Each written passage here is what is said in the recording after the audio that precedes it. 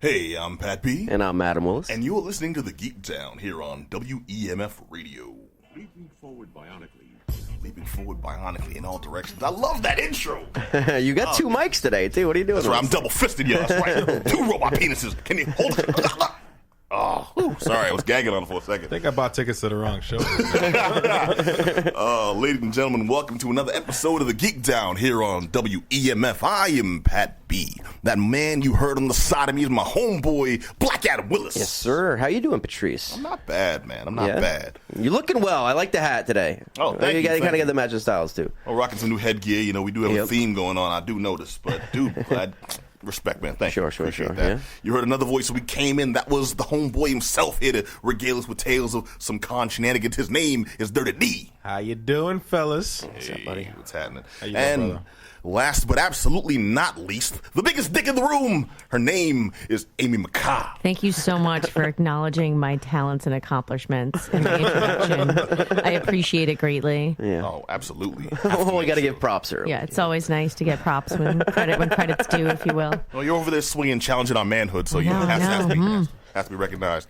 And also the man keeping us sounding crisp and delicious as always. His name is DJ Mikey Mike. Hello. Hi. The most gangster individual. Bumping Glenn Frey. Don't let him fool you. Oh, man. My hip-hop moniker back in the day was Master M, but then I couldn't do it. No, Wait, man. not Master Bates. Yeah. Oh, wow. Oh, Nice. sick Greatest burn. joke ever. Come on, that was awesome, and you know it. Show's over. I was gonna work in like a Norman first thing, and then Master Norman, last name Bates. Yeah. His name is all right. Never mind. I would have But we took do the whole have- show. You're right. Yeah. Hey, you know, well worth it. All right, Yeah. don't sleep on the comedy here. But now we have a good show for y'all lined up. We have news, not all of it happy, but you know, very poignant. We have a review coming up later on for a comic I got to check out called not Paper Dolls, Paper Girls. Yeah. Brian K. Vaughan wrote Brian that, K. too. Vaughan, Yeah. Should be interested then. Yeah. And our very esteemed guests here have the lowdown, the inside stuff on a little convention called Eresia. It's not even that little. Okay, well, A medium It's convention. a good size. A mid-size. It's good size. Yeah. It was the 21st of Reach. I was like, Yeah, oh, yeah. It's pretty good size. Yeah, it's pretty good size. Yeah. Just got over puberty there, yeah. Seriously. So, because, I mean, we're going to kick off the news, and because it's 2016, we have to start with someone dying, right? Dude, every week, bro. Somebody's just Every croaking. week. It's been 2 weeks. Well, it started saying. with Lemmy way back, you know what I mean? It's like Did Lemmy the last passed away 2 last weeks month. ago. It's every Wow. time we Yeah. started the show, at least for the last We month lost that Lemmy we lost. Kilmister 2 weeks ago. We lost David Bowie last week. We lost another one. We lost Alan Rickman. Yeah. Last Rest in week. peace. Yeah. Just Hans recently passed Gruber, away. Hans hashtag Gruber himself, Jesus. man. Snape, Hans Gruber, the sheriff of Nottingham. Yeah, man. Yeah, man. He Great was, actor. yeah, he was a monster. And everyone has that Alan Rickman voice, which I already promised at the beginning of the show I wasn't going to do. No, do the voice. No, Now I'm not you doing have it. to. I can't do it after I said. I'll probably try to squeeze it in like casually I got later a on. little 10-second clip here. Oh, you You do got a 10-second clip? Yeah, Because do it, I'm do not it. playing the villain. I'm just playing somebody who wants certain things in life, has made certain choices, and goes after them. That voice, man. It's true. Talking about his actual character, Hans Gruber there. Yeah. Oh, man. I mean, that could almost apply to pretty much every character he's ever played. Yeah, and he can do so many things. It's like if anybody else was playing his characters, they would be kind of one-dimensional, I think. And he had like this layer of, you know, this nuance to all of his roles. There's something deeper there, not just like a bad guy, you know what I mean? Not a guy you just throw off a roof and you forget about. You're like, Well, that's a he's character. That was his first role as Hans Gruber. Yeah, Hans Gruber That was was his first major American role, yeah. in American Hollywood, and then that's Not like just- it's not something just- we're not just talking like- about, and maybe one of his greatest roles, you know, ever. And of course, I think most of the kids today, and even adults, are going to remember him as Severus Snape in the Harry Potter movies. But it's such a brilliant transformation, and knowing that, like at the time when those books weren't completely finished, he didn't want it to be just a one-dimensional. Like, I'm just going to be like this crappy teacher, you know what I mean? Yeah. And to be the thorn in Harry Potter's side. He knew this secret of an overarching story of that character, and so he kept it quiet all the way to the end. And then obviously the payoff of that character was fantastic. I hated Snape in the book so Sure, yeah, much. and I think that's great, was yeah. not looking forward to Snape in the movies. I was like, ugh, what a horrible character. I just despised him. And it's a credit to his talent that Alan Rickman took this character that, I mean, Rowling wrote Snape quite well, I think, as antagonistic character. But Rickman brought Snape to humanity, if you will. That it wasn't just like, oh, why is this teacher such a jerk? It was, as you said, it was layered and nuanced in a way that was truly acting beyond just, I'm the rude one. Yeah, what's up Snape's butt? Oh, I hate this guy. Yeah, you know what I mean? It's just like, yeah, empathized in some weird way with it. Even as the Sheriff of Nottingham, that was like one of the first movies I think I saw him in. He was so wonderfully smarmy in that. Yeah, and it was like, but you laughed. So he was such a horrible person, but you laughed so hard, and he would like, punch his cousin in the face, and he'd look at these, these girls and be like, you 10, 15, bring a friend, and then he'd run out of the room and something like that, and you're just like, what? You'd throw in these lines, and of course that Alan Rickman voice that he would do it in. It was, he brought so much to all the roles. He was also like he was a free thinking person. Like he was probably the most approachable person in that industry. The Hollywood game is just like insane. I heard that. But I've read like many articles and just seen many clips of him just behind the scenes and just discussing his roles and his interactions with other actors, and it was just like, oh man, like sure, I sat there and I held the Ken doll butt naked next to my little patch of Dogman. I'm just dying on the floor. Yeah. Well, yeah. I mean, he had to do. I'm sure he had to be that guy when working with a bunch of kids, especially in the Harry Potter films, to be like that elder statesman that these people can look up to and be that approachable figure. Yeah. It's also a great story of him putting a fart machine in one of the sleeping bags during Harry Potter. So there's a scene where all the kids are sleeping in the Great Hall, and a very poignant scene with Dumbledore trying to talk very eloquently about what's going on, and Alan Rickman had put a fart machine in one of the sleeping bags, so Dumbledore's trying to give this speech and just fart. Alan Rickman. Alan Rickman. Excellent thief. #. No, he was a classically trained stage actor, Broadway actor, before taking his role as Hans Gruber in Die Hard. That was his first film role, period, which was kind of bugged out. But this dude was known on stage. I never knew that about him. Really? I always got I got that sense that this was a man who was trained and did something. Trained, yeah, sure. Yeah, but I've never seen him on Broadway. I'm not a Broadway guy. Yeah, but as we mentioned before, that's where he came from. Because remember in Die Hard when he switched his voice up when he had to fake to be the white guy. I guess. Oh come on, man! I do that. I was like totally shocked. Like, yo, that's awesome. He literally just switched up on it. And Amy and I were joking earlier about possibly the saddest fact about this is that he played the Metatron in Dogma. Right now, we're mourning that the voice of God has died. Well, I'm saying that he just leveled up, and now he just is the voice of God. Yeah. He was just now he is God. I wouldn't mind good at passing it. away and just like Lemmy's already there, having man. him welcome me to the gates of heaven. He was so good at it. God's like, yo, I want that guy. Well, I saw like a funny tweet too. I forget who it was, what comedian it was, but it was like, I need Lemmy, I need Bowie, I need the guy who played Grizzly Adams, and Alan Rickman. Don't ask any questions. You know what I mean? It was like, don't forget the Sheriff of Nottingham. Keep the stitches small. He also just did a lot of interesting, more independent films, more lesser known. He's in Bottle Shock, which is one of the funniest movies I've ever seen about the California wine industry. I know, what a random weird movie. Well, no, there's nothing more hilarious than wine. That's Sideways. Who plays the new Kirk? Chris Pine. Yeah, Chris Pine is in it, and it's just like really good about in the 70s how California wines were considered garbage, and then this one vineyard made this awesome wine that beat the French wines, and Alan Rickman is in it as one of the wine sellers, and he's so good in it, and it's so funny, and his timing is so great, and he like really brings this like also kind of like unlikable, likable character to life, and of course many people know him from Love Actually. Was another film that everybody kind of craps themselves over. Okay, it's good though. Come on, I like it. Okay, cool. I'm glad I'm not alone. I was about to. Oh, thank goodness. I don't like it. I'm not a fan, but because it's something I like that a lot movies. of people really enjoy, especially in the Christmas season, and something that I'm sure when many a lot of people also enjoy Wes Anderson. Be a little sad. Well, I do want to call out a role that's gotten a lot of love since he passed, which I'm actually surprised because I thought I was one of the few people on Earth who did like this movie, Galaxy Quest. Oh, Galaxy Quest is incredible. And he's definitely the only guy that could play that role too. Oh, you know definitely. What I mean? Like the Spock-esque guy when he's sitting there looking at the mirror, you know what I mean? Kind of having that dialogue with himself. It's fantastic. And I bought him very underrated movie, Galaxy Quest too. I hate that it got no love in the theaters. That's when I fell in love with Sam Rockwell. Oh my God, he had me rolling. Right? Yeah, man. Like this dude is awesome. Yeah. I discovered Tony Shalhoub. I never realized this was I think before Monk. So many good people in that movie. Hey man, I'm gonna give credit to Tim Allen, man. Tim Allen's great. Tim Allen's great. Speaking of Christmas movies, the only Christmas movie I actually enjoy is The Santa Claus. Just the first one, but I love that movie. Yeah, it's good. You don't like Oh, well, you do like the Santa I Claus. do like the Santa Okay, Claus. all I'm right, saying all it's a right. wonderful movie. Well, you didn't like Big Trouble? I like Big Trouble. It had Stanley Tucci.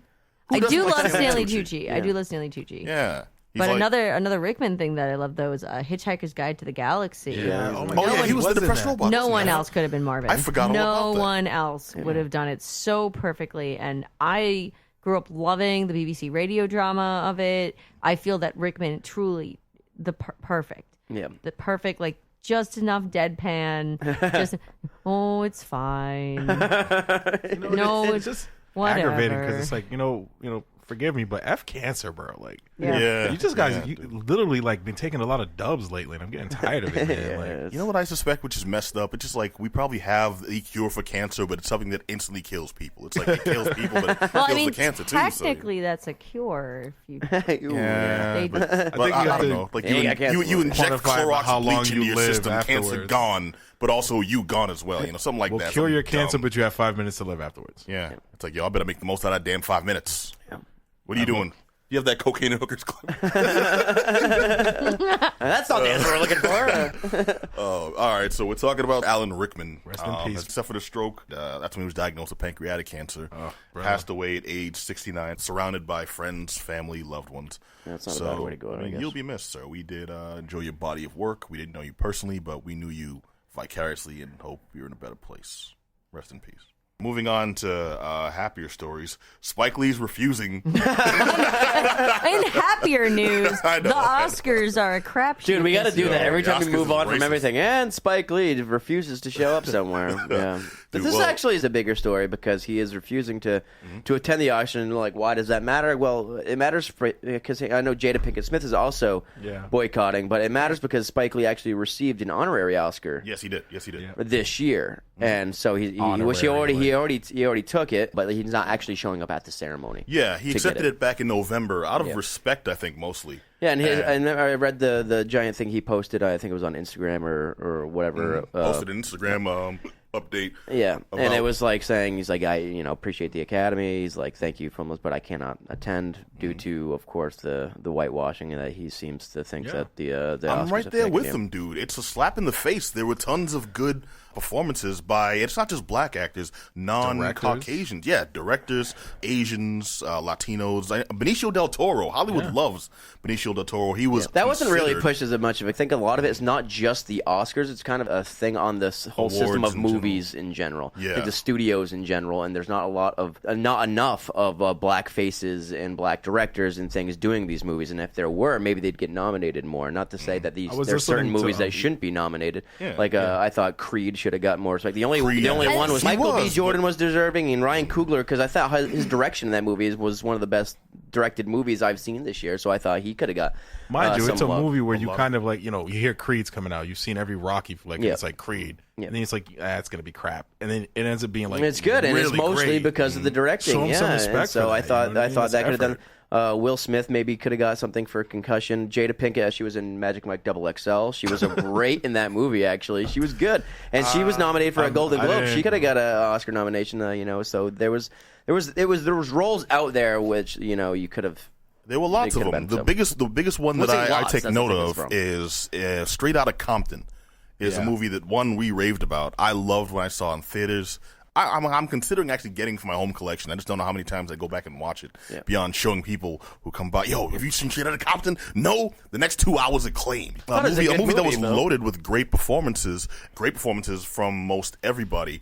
And I do think a couple of Oscar-worthy ones nominated for an Oscar.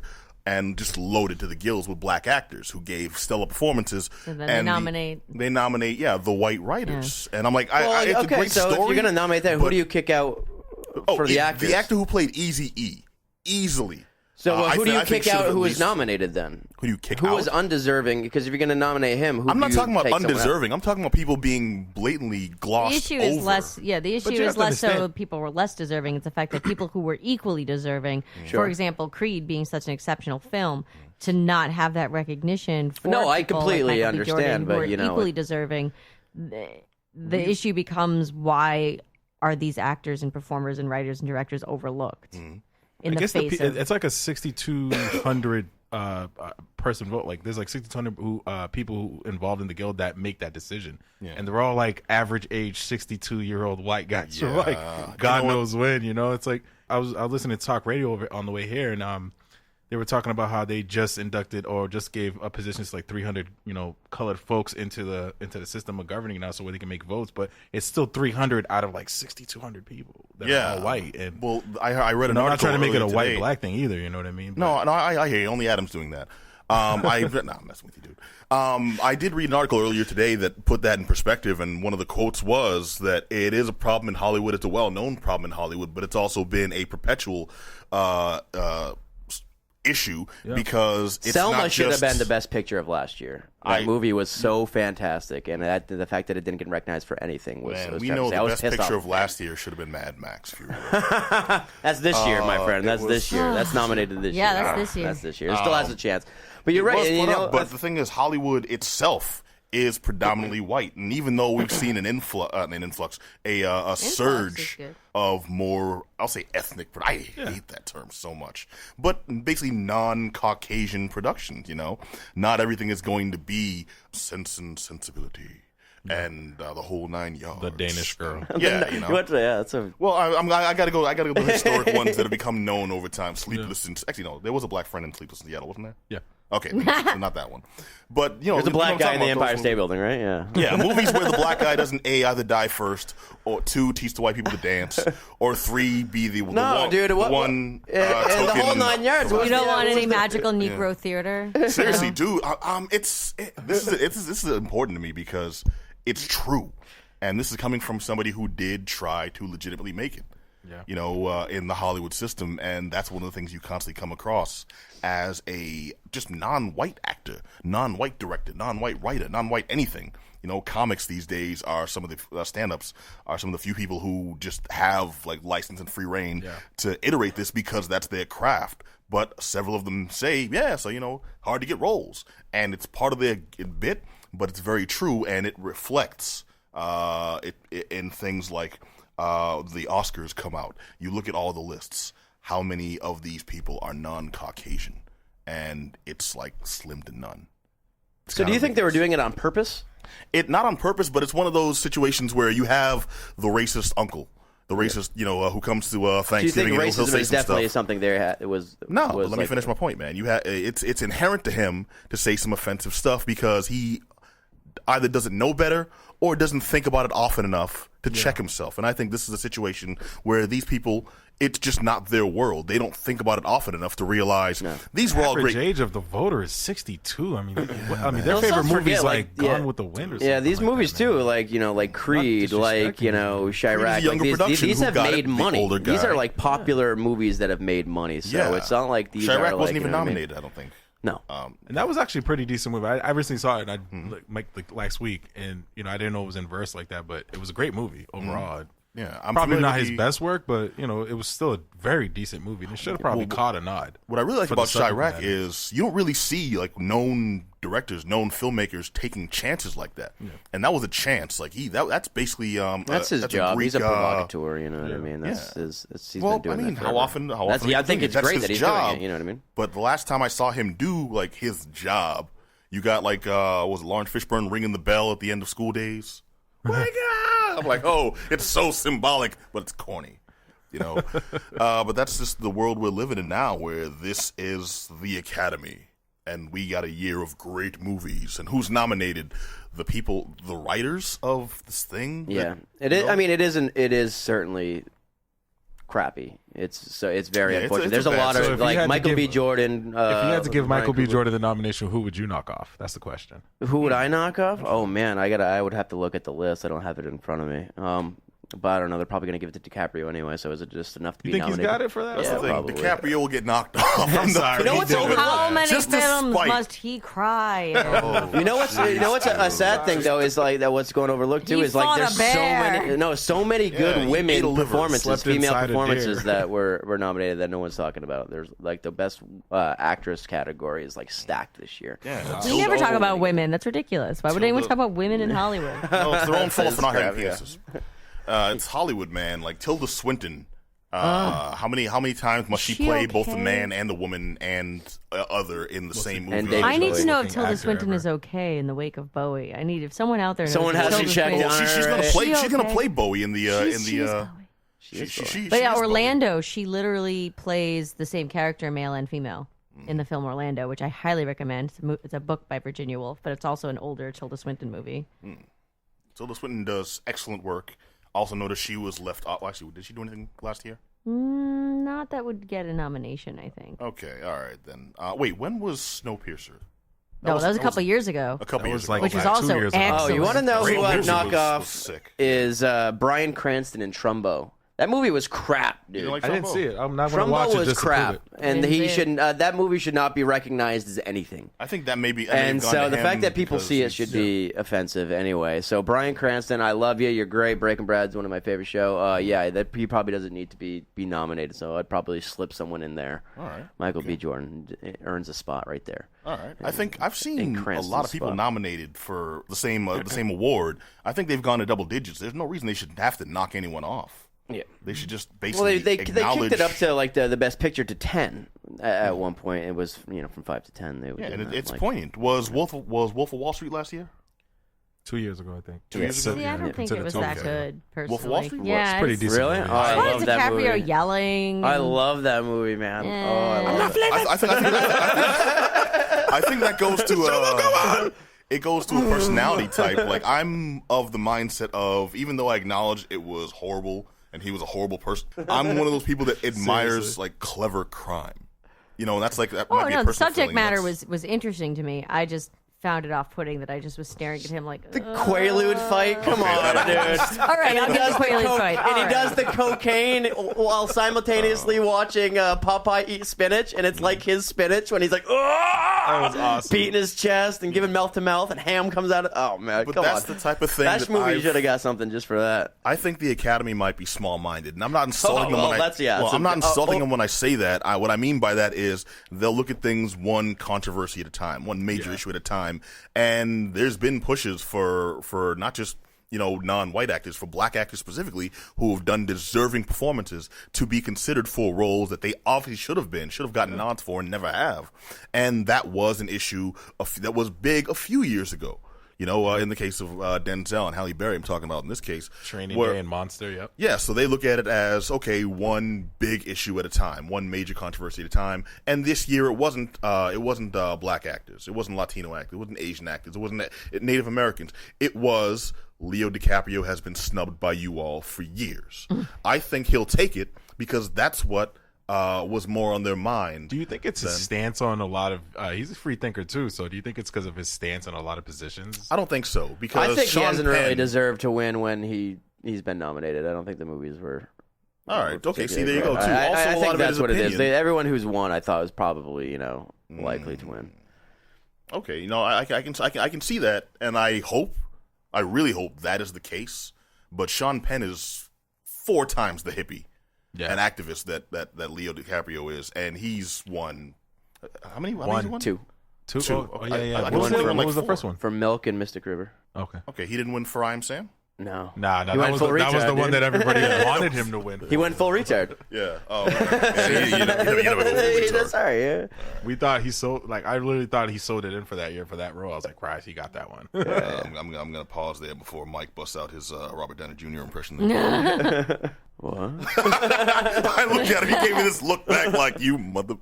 All right, well, that's the situation with the Oscars, man. It bums me out that this is still a new story in 2016, but what it comes down to is Spike Lee has refused to attend the Oscars. He and his wife will not be there. A petition was started by Jada Pinkett Smith. Yep. Several other actors have jumped on board. It's the second year in a row with all Caucasian acting nominees. Specifically acting they call out, but other categories as well.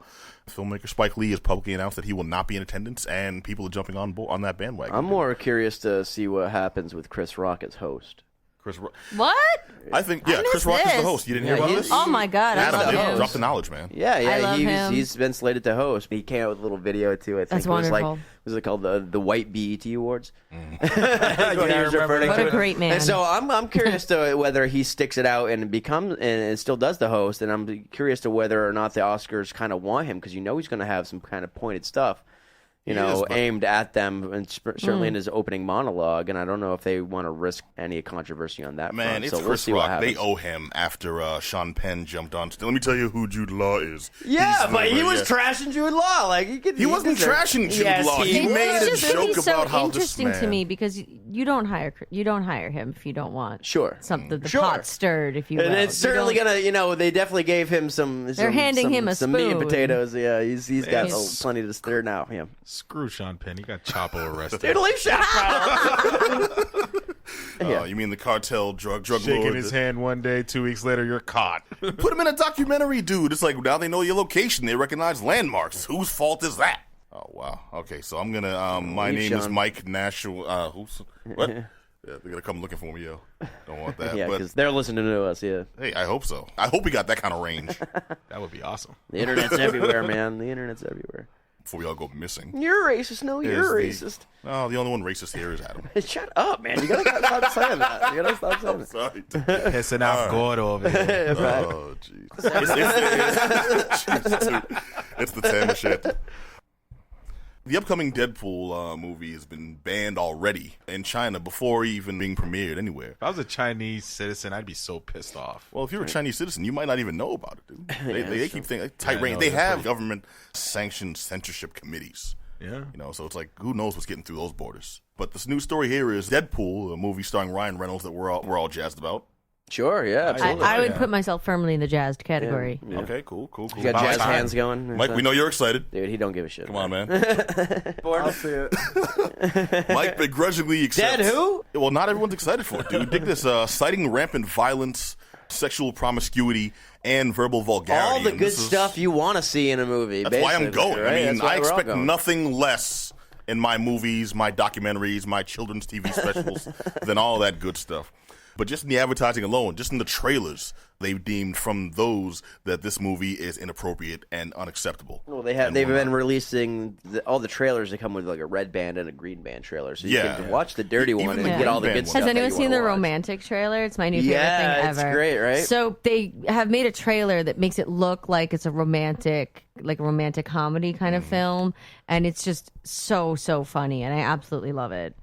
Yeah, no, it's hilarious. It hits on all those points. I've only seen Perfect satire. I've only seen the poster. I didn't know they had a full-on trailer for it. There's several different Yeah, trailer there's like a cuts. million. Look 'em. I'll link you to It's like some. And they're Probably really the pushing most- this. They're really It's the getting- most Yeah. aggressive marketing campaign for this type of movie. Like they're like Oh yeah, no, exposing Which every is- aspect of Deadpool. Which is why this is a big deal because Yeah. not having your second biggest Biggest market for market, yeah. movies is huge. Is huge. It's such a big blow, and it sucks because this movie looks like it's going to be a lot of fun. I'm really excited to see an R-rated action hero like Yeah, so swear am I, and dude. dice people up, and like I gave them I Wolverine, wanna- dude. Like I gave them Wolverine. Like fine, we'll take the PG-13 Yeah. Wolverine. I know Yeah. you guys. I know the kids. They love the showed three Jackman's guy. butt 13 minutes into Weapon X. Yeah, I'm we're fine. It's Me too. I was timing it. I was That's timing it to see Deadpool- how long it would take. Deadpool, So. Deadpool's one of those 13 characters you minutes. just got to leave alone, man. Like it's R-rated. It's who he Sure, is. you're right, and they're I couldn't giving you watch it any exactly what other you way. want. well, all I'll say is they made the Punisher 3D PG-13, and we see how that came out. And this is the Punisher. His I entire know. aim. The whole movie, I'm telling my son, Man. he actually crushes people's skulls, and they let you see it in the books. I'm just like, this is Yeah. not who I. And my you, son had, watched you it. had to apologize. It's Yeah, like I you did. selling him up. No, I told him because he reads. He like I'm a huge. My collection's huge, bro. I got thousands, and he reads some of them. I can't stop him. You know what I mean? He's interested. I let him read, and I explain them. And he watches the movie, and he's like, dude, this is not the Punisher. He tells me it's not Yeah. the Punisher. Like I Gets know. smart. I'm sorry. Thomas Jane's a great actor, though. Yeah, why is he sizzling a hot dog? It's like, John Travolta, like. oh, you know what sucks too? You say John Travolta on a hot dog at the same time? No. To get that for the night. Bro. I'm sorry. Well, now, for Punisher Warzone, though, was a movie that I thought was great Perfect. at the time. Yeah, because even though it was pretty much a cartoon Ray Stevenson was acting his ass off. You've never seen Yeah, anyone. He did not know what movie We he was differ on in. these parts. He did not know what movie he was in. Yeah, he was very lost. He was going for that Oscar. he was very confused about what set he was on. Yeah, but no, it was awesome because it was the most true to the original work movie I've ever seen, and it was very well known that it was not a respected property by the director. She basically said, just go for it. Dude, those actors dudes are like, you want me to do another take? That was kind of Those bad. dudes Nah, doing it's parkour okay. and then they blow them up out of midair. It's Yeah. the He funniest. That's He was stuff to I've the ever Punisher movie. He was to the Punisher movie that Raul Julia was to the Fighter. Street Fighter movie. Yes, he was. He was Yeah, just right he did there. not Okay. know he did not know what movie he was Yes, he in. was. He Your was turn selling now. it. Breaks his neck. Like he was selling it. Pathetic. Throws his body on a pile. Shoot the hostages. Over. But okay, so that's what I'm getting at, though. It's like these movies did well overseas, especially in China. Yeah. And superhero movies, science fiction movies. That movie did well in China, then Deadpool's going to do great. Deadpool would do amazing, gangbusters. Especially now, the Marvel movies have been some of the biggest properties ever, and it's been number one Well, how U.S., much- number Here's two the question. China. How much of the international Market is built? Like, how much of that number is on the total sales at the end of the day? I'm man. glad you asked because China is the world's second largest market for these movies. Then it goes to Europe. So it's like not even the rest of Asia, China specifically, and then the rest, and then Europe. Yeah. And I don't mean a country in Europe. I mean China and then the continent of Europe. So that's how severe a hit to the production not being shown in this China is a would big be deal, yeah. for this. And what gets me is recently Marvel movies have been the biggest things over there. Captain America, Ant-Man, the Avengers, Guardians of the Galaxy, movies with And movies very that if they don't violent do scenes. exactly well here, they can just do super well overseas, and that'll Yeah. be enough for people who want to make them It again. could save you know the what I mean? production if like nobody saw this. Yeah. I mean, it's just a movie like the So it's Fast here. and Furious franchise does well domestically, but overseas, those It's movies insane. are huge. as well. my Tyrese, God. another actor snubbed for the Oscar. But I wouldn't know. Yeah, we haven't talked about that, and that's worth some good thing I think we're saving, right? Oh man, don't hate on Luda. He's doing his shut best. up. He's doing what Yeah. he can with what man. little he has. All right, but no, the news story is Deadpool's not being shown in China because they deemed it offensive. They deemed it. They don't like too violent. swears They and deemed sex and violence. I didn't get that and- much sex from the commercial. I didn't get that much There's vulgarity. let's be real. It's Deadpool though. Let's be real. Okay, I don't want to see that thing dangle and looking like chewed up taco meat. And anyone trying to get down with that. Whatever. Or if they are, that's not fit for man nor beast. I audiences really hope that apparently they say. eventually reverse this decision. Honestly, because I had high hopes for this production. Yeah. And then when they ruined Deadpool, the character, in Wolverine Origins, I was Ah. like, you all, yeah. Yes. Well, you know what? yeah. But the biggest it's got a storied turmoil, and this was finally a ray of hope in the storyline of what a character I really liked, quote unquote, before it was cool in the comics, going way back to the weird days of the original creators, Fabian Nicieza and Rob Liefeld, where you really had to like it because he suffered through some of the worst art and writing ever. Oh my God. But it came Leave him across when alone. Gail Simone, one of the most, I guess, controversial writers in comics because she does great work, but there's always some like news story revolving around her too, took over the title. It produced some of the greatest stories for this character that never got the I say this ironically enough, but I mean it sincerely, respect that it deserved. Yeah. And now it seemed like it was getting that, and this could be the thing that tanks it. Well, the thing you don't want to happen is be like, okay, we finally took a risk. We're going to make an And now R-rated it's- movie. yeah. Then they're like, well, that didn't really pay off. Let's not do that again. Well, you know know what what I people mean? are clamoring for because of just that. Like, now dumb it down, make it PG-13, so maybe they'll see it. Like, I don't want that to happen either. They you know, want them that's to what I'm release 2 prints of the movie. What's an wrong with R-rated that? one. Oh, because you have to release 2 movies at once, which would double the costs, which would make this movie, if it costs Save like one for $40 the million to make, DVD cut. that I makes it don't know. $80 million. That puts it in Lucasfilm budget territory, and not everyone's going to see both of those movies. The This problem movie with will do great, Deadpool trust is me. also we're a room of people. You know, this is the Geek Down. Like we know Deadpool. It is over. I've noticed in talking about this upcoming film with people, there's this almost over assumption that people are familiar with Deadpool. But if you are only a casual comic fan, people actually aren't. If you go to people that know mostly the big names, X-Men, Spider-Man, etc., they may be tangentially familiar with Deadpool, but this is not something that is hook, line, and sinker. They're definitely going. No, they're going to go see this movie. That's true. So to have something be giving it this negativity and possibly dragging it down on an international level, it is something worrisome. We're sitting here like, oh, but Deadpool's so great. We're all definitely going to see it. But remember that we're its target audience. But once you move outside of those people that are your more avid comic book fans, Deadpool is not someone that people are overly familiar with, and not a character that has many of his own storylines that are self-contained. Deadpool is a sidekick character, is a comic relief character that shows up a lot, and even in his own collected kind of not rides on the shoulders of other characters, but it's his interaction with the more popular characters that has kind of set the tone for many of the Deadpool stories. No, that's true. They've put him in. They put him in the X-Men. They've put him in the Avengers. They've put him in X-Force. But he's never really been an official member. He's always been a side character that comes in for specific storylines and then goes about his way. I mean, there's some Deadpool comics that are like just incredible. One of my favorites is Deadpool Art of War, which is super funny. But I find it interesting talking to people that I know that are more casual fans that do love the Avengers movies, that love Captain America, etc. And they're like, I don't know, Deadpool seems. Man, Ryan Reynolds is going to be Bums kicking me out, himself 'cause too, because this is perfect for him. This and then is. it's like, It was- He Damn fought it for was this. made for him. He sat through Mouthless McGee in order to make it here. So and he's just do that. like, why is this happening to me? This is perfect. You know what? He can't win, dude. And eventually, it's gonna go to Bradley Cooper. It's gonna be Bradley Cooper in the sequel to the Green Lantern movie, where he actually plays Kyle Rayner like Reynolds was supposed to in the first place. Or even better, Bradley Cooper as Guy Gardner, and it'll break Star Wars. I would love to see him punched in the face a bunch. That'd be great. Yeah, dude, bring back Christian Bale. Man. Just in the bat suit, digging him all day. Just.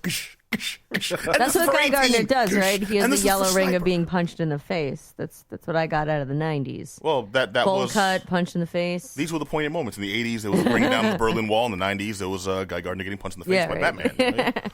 Deadpool, hopefully they'll reverse this decision. It's a new story. I mean, there's still time to appeal it. And if they do make the suggested PG-13 cut, maybe that'll be a thing that shows and allow them to make the money back. But I'm not getting my hopes up. I won't watch that though. PG-13? Nah, you know you will. If it comes out, yeah.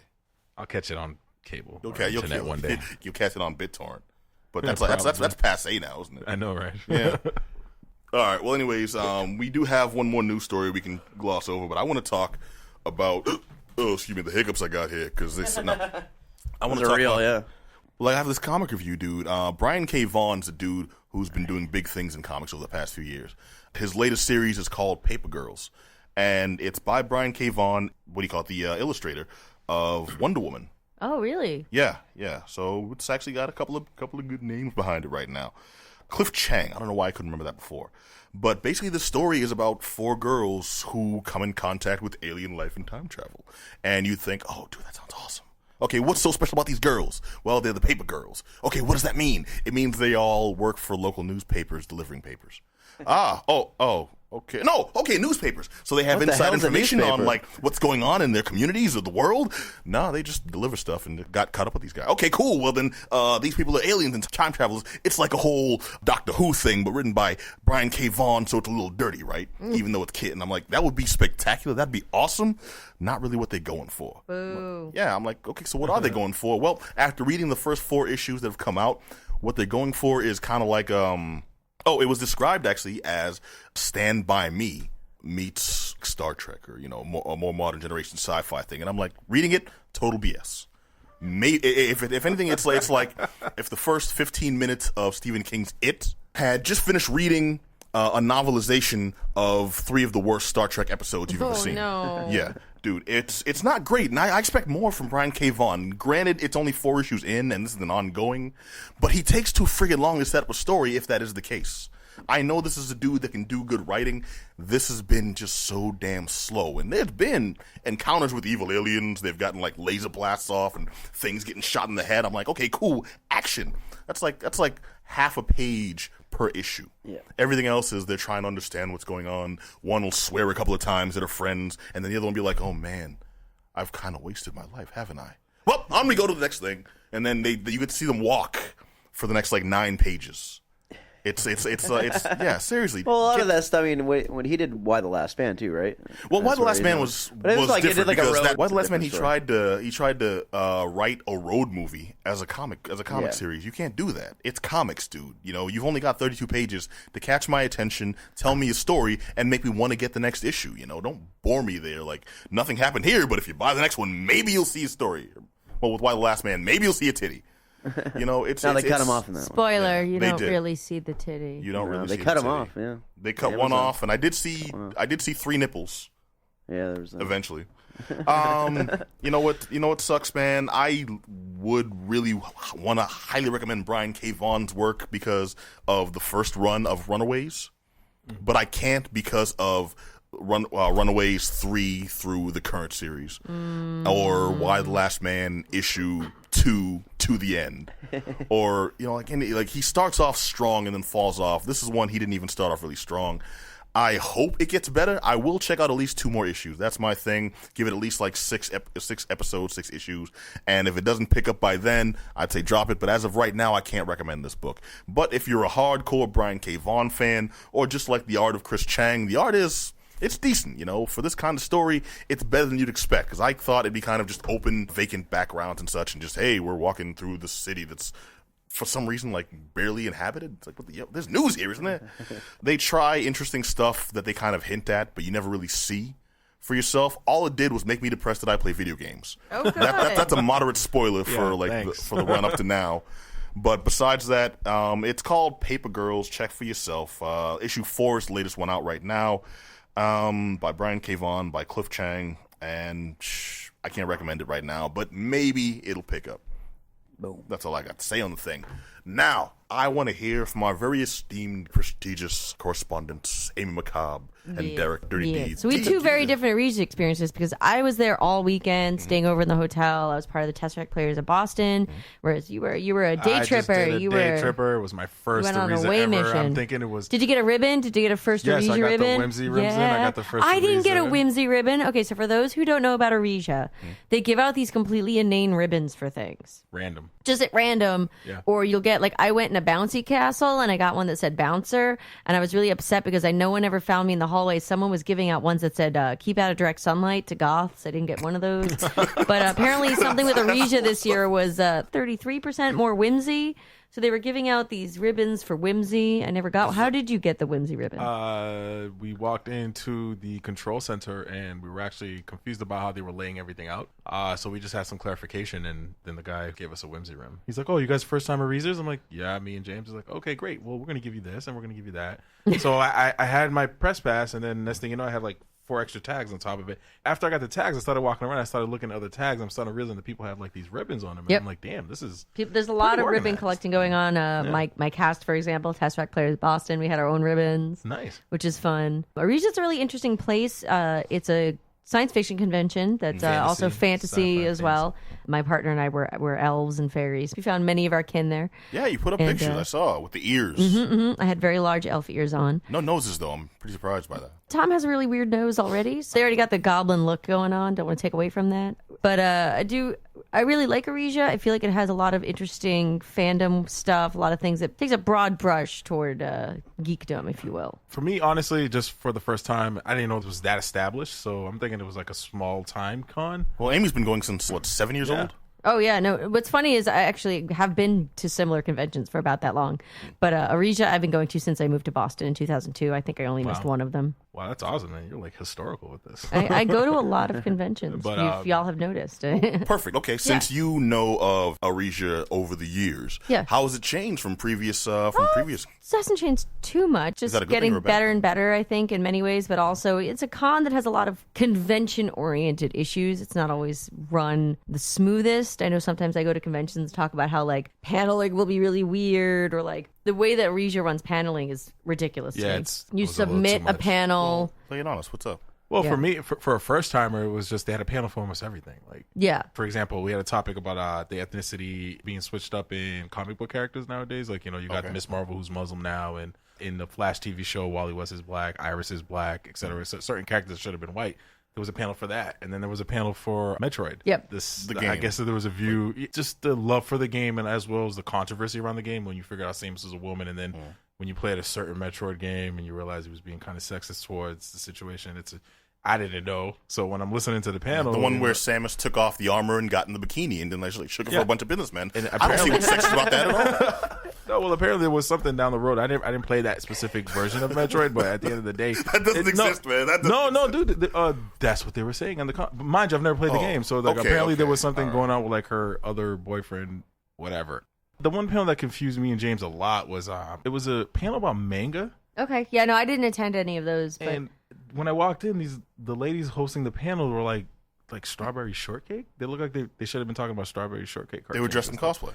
No, but completely. This wasn't anime cosplay, bro. Like this was completely something Orija beyond. What you can't judge Orija like that because I literally went to like rope bondage 101 class a couple years ago. So here's the other thing about Orija: you can go at 4:00 in the afternoon and it'll be like the history of Star Wars, or like Star Wars influence on modern media, and then at like 11:00 you can go to like Into the Rope Bondage 101 or Rocky Horror at midnight. And I went to this, but my point is that I went into it, and on the panel, this is completely true. I think it was a Captain Kirk. I remember a Captain Kirk, someone that was wearing like almost like an Egyptian pharaoh outfit kind of thing, but like scale mail stuff going on. But they had almost like a pharaoh hat on, and then one girl in full gothic Lolita. Yeah, they stole your look, man. Jealous.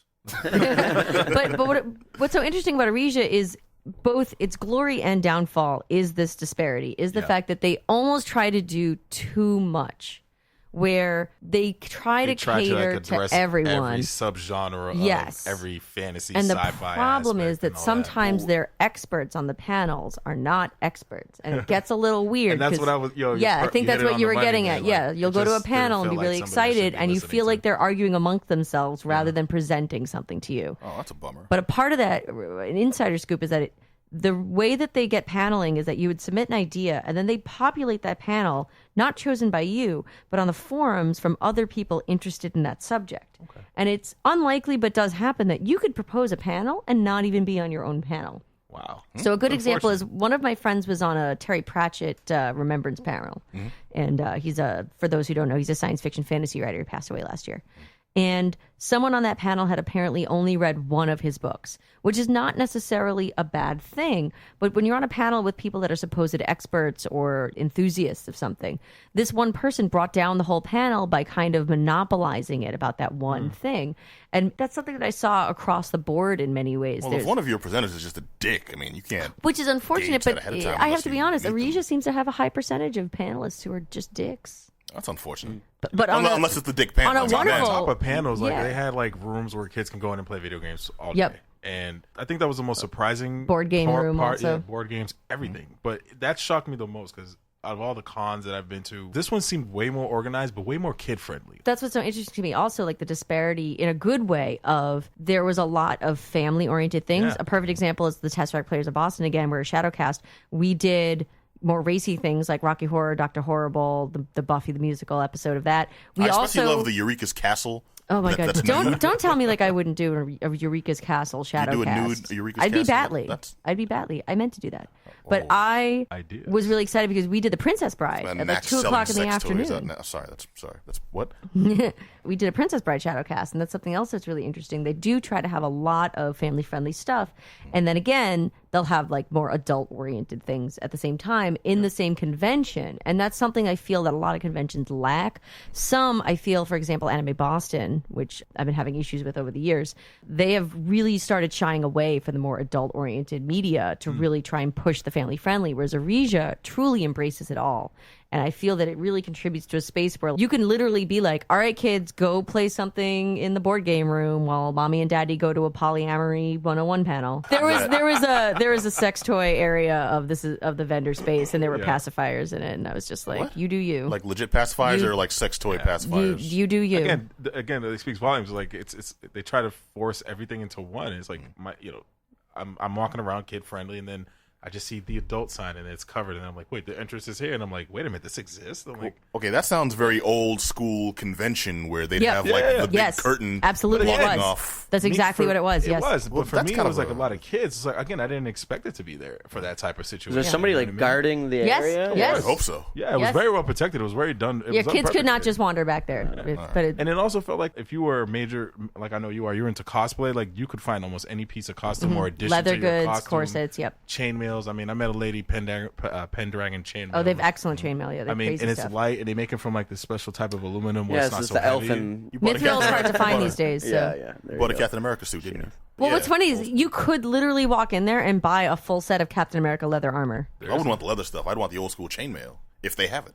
I actually ended up buying my wife 2 little trinkets. Like, they were like $5 a piece, but they're like, she's into like awkward type of jewelry and stuff like that. So cosplay jewelry, if you want to call it that.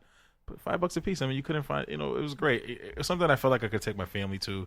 I wouldn't take like to a Comic-Con. No, I'd have to really pick which one I want to go to with them. It was could be paced overwhelming. well. That's another thing. It was Exactly. paced well for families. You could do more high octane things. There were many dances in the evenings. Meetups and events. You could do things like that. Or if you had a family, if you had kids, you could walk through. You could attend screenings of movies. You could attend children-oriented panels. You could take them through the dealer's room and know that you weren't losing them in a crowd of 500 people squeezing around. Nice. And they had safe rooms where you could sit down and wait for people you were meeting up with, or sit down with your kids if you want to just take a break from all the crazy, people walking around, or if they got a little too intense. Just wanted to throw out there, I guess for this year they had their guest author was John Scalise. I hope I'm saying this right. He was the author for Old Man War and Red Shirts. Guest artist was Johanna Y. Kluklis. And actually, this was one of the first rooms that me and James walked into, and she was an engineer, and then she quit her job and became an artist and a woodworker. So she does a lot of woodworking art, and we took it was phenomenal, bro. Like something like I wanted, like Yeah, her work is exquisite. See, Pat, me and you, we're gonna talk, bro. But yeah, man. I'm learning about the convention. And I want to say one thing: the high point of this whole thing was me and James, Marvel vs. Capcom 2 arcade. Yep. Probably some of the best match I haven't played an arcade machine in like I want to say 5 years. BitFest had a little area set up of awesome, fantastic, just different games that you could play arcade I love games. those guys. They're doing everything. Yeah, it was really, They're really really great. following my James was lead. actually shocked to see them there. We didn't know they were going to be there. Yeah, either, big so we fan were of like, Asia. Oh, awesome, man. Yeah, news Good to me blend of too. stuff. I kind of want to go now, and I think you may have sold Adam. Yeah, it took a lot. Adam. It's a really fun convention. It's a fun convention where you see everybody. I saw Deadpool walking around, and I saw 3 Gandalfs. You know what I mean? I would say this is the only convention that you're going to go to where you're going to see more elves than Deadpools. Wow. I've yet to see a Deadpool elf. saw Someone Red get on that. Lantern It may Jedi. have to be me. It may have to be you. I mean, pioneer Creative that costumes, stuff. too. Yeah. Very creative cosplay. Red Lantern Jedi Knight. I mean, you can't beat it. Oh, brother. It was awesome. You know what? I that is clever, but for me, it will never get better than the Hello Kitty Darth Vader. Hello Kitty Darth Vader wins. Hello Kitty Darth Vader. Hands down.